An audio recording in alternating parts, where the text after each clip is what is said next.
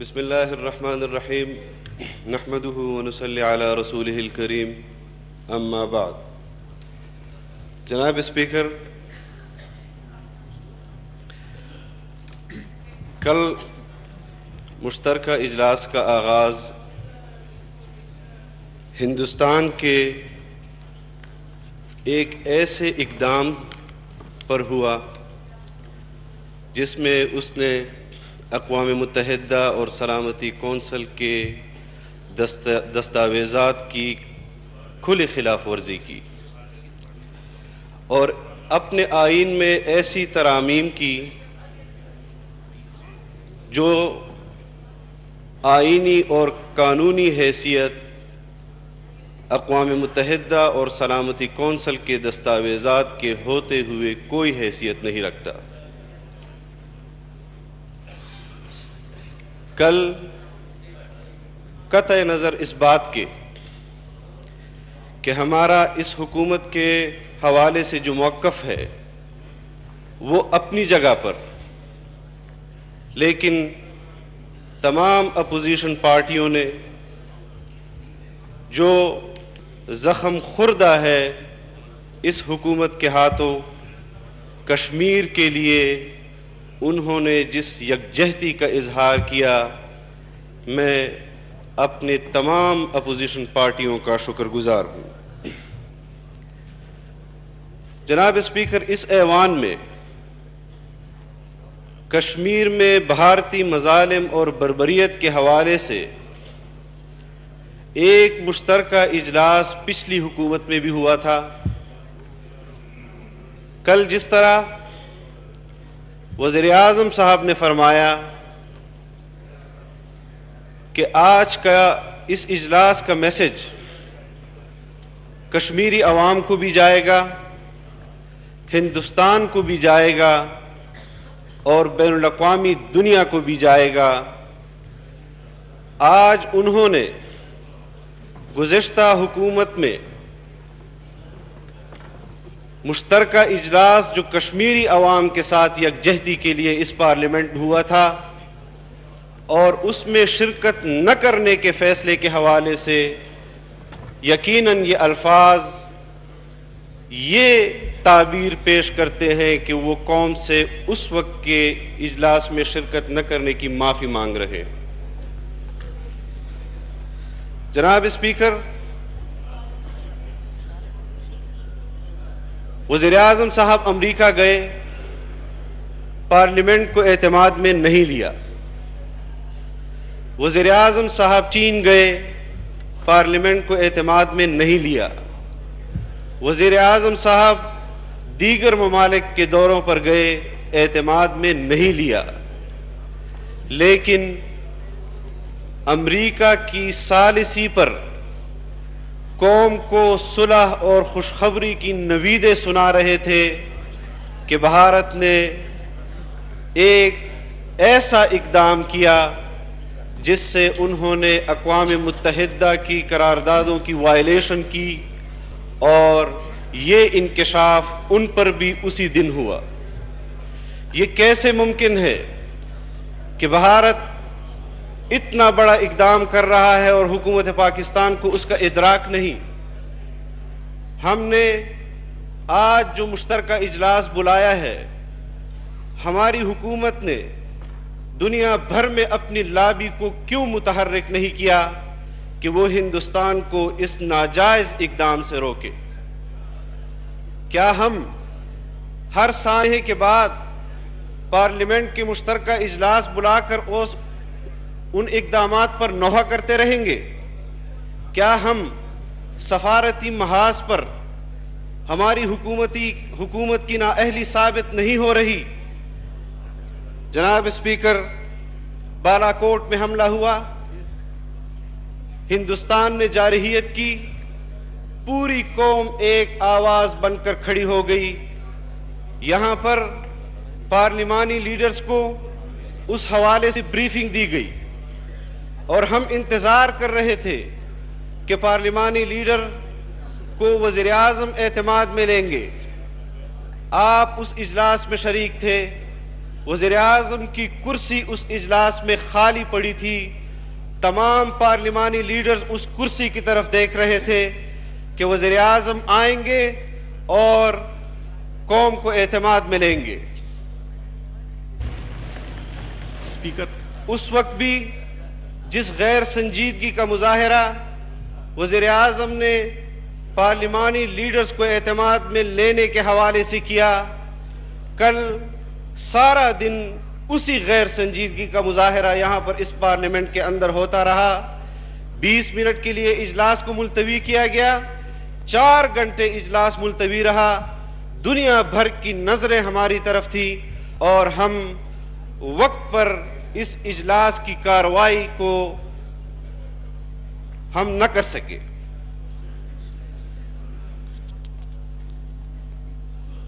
ہندوستان نے آئین میں جو ترامیم کی وہ یک طرفہ ترامیم ہے.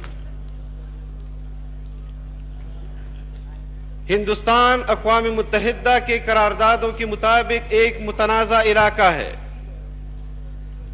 پاکستان سفارتی محاذ پر اخلاقی لحاظ سے کشمیری بھائیوں کے ساتھ ہے اور کل بھی ساتھ تھا، آج بھی ساتھ ہے.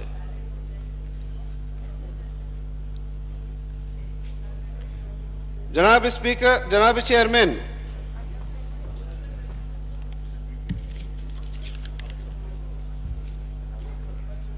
میں سمجھتا ہوں کہ امریکہ کے اندر جو معاملات طے ہوئے اور ان 10 ماہ میں پاکستان کو جس ٹریک پر ڈالا جا رہا ہے، کشمیر کا مسئلہ ہمارا مشترکہ مسئلہ ہے، ایک بین الاقوامی مسئلہ ہے اور پاکستان کے لیے یہ قومی اہمیت کا حامل مسئلہ ہے. لیکن آج تک پاکستان کی حکومت کوئی واضح موقف اس حوالے سے نہیں دے پا رہی اور میں اس مشترکہ اجلاس سے یہ استدعا کرتا ہوں کہ حکومت کی سفارتی محاذ پر نااہلی کے باوجود بھی اگر ہم اس حکومت کے متعلق یہ توقع کریں کہ وہ کشمیر پر کوئی موقف دے گی تو میں نہیں سمجھتا.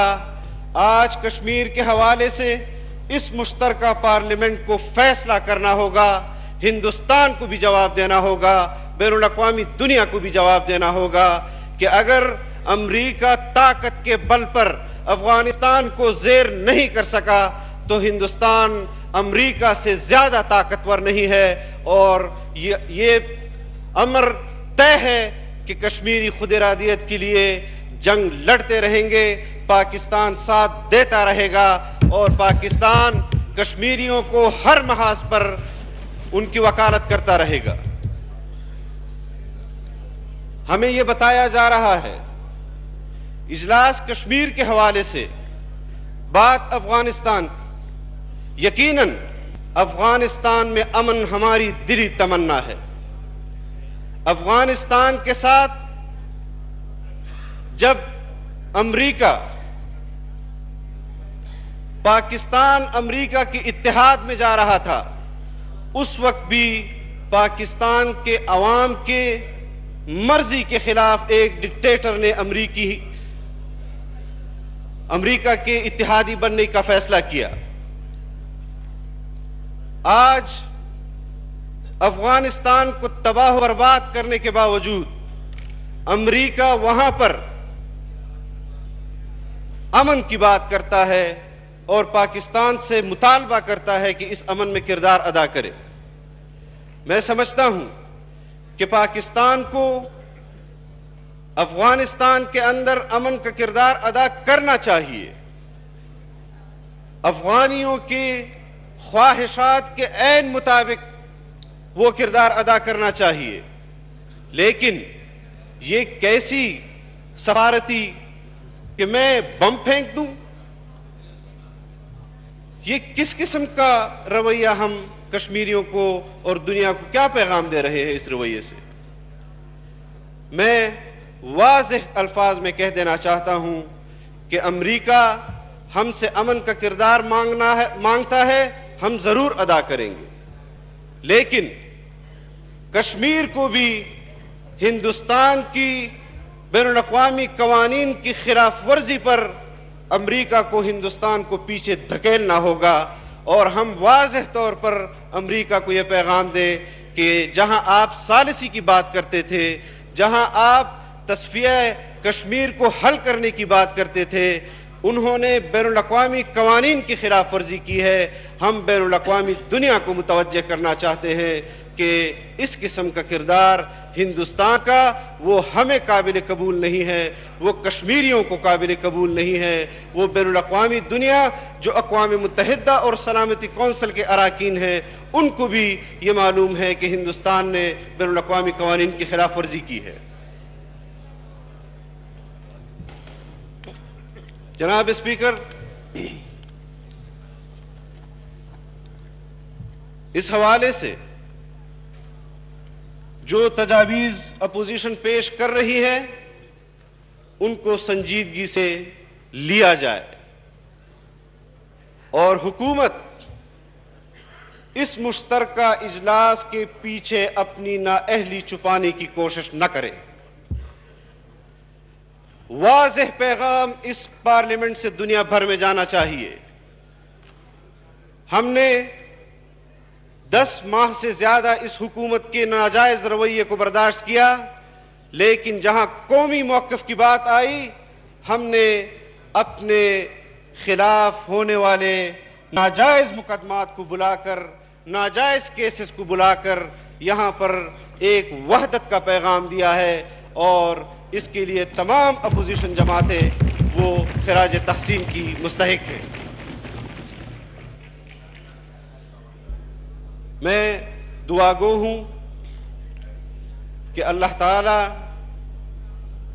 حریت کے رہنماؤں کی جو اس وقت گرفتاریاں ہیں، جو مظالم کشمیر پر ڈھائے جا رہے ہیں، جو مشکلات کھڑی کی جا رہی ہیں، 1,80,000 فوجیں چند دنوں میں مقبوضہ کشمیر میں اتار دی گئی۔